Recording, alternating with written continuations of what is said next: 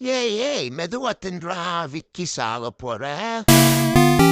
பாருங்க முன்னப்ப இந்த கஞ்சிவி கண்ண பார்த்துக்க மாட்டேன் போல இருக்குது. இந்த விட்டு விட்டுறேன். சரி மச்சான், அதை விடு மச்சான். அன்னைக்கு உங்ககிட்ட ஒரு விஷயம் கேட்கணும். என்னடா என்ன விஷயம் சொல்லு. எனக்கு ஒரு டவுட் மச்சான்.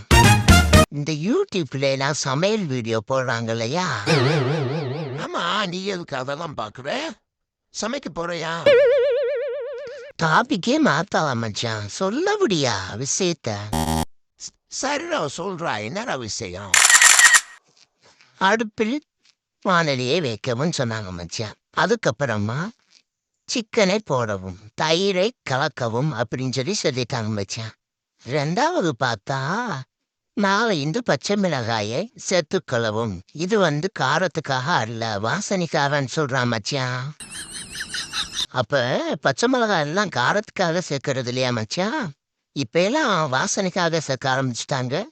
எப்ப இருந்து பச்சை மிளகா வாசனை லிஸ்ட்ல சேர்ந்துச்சு?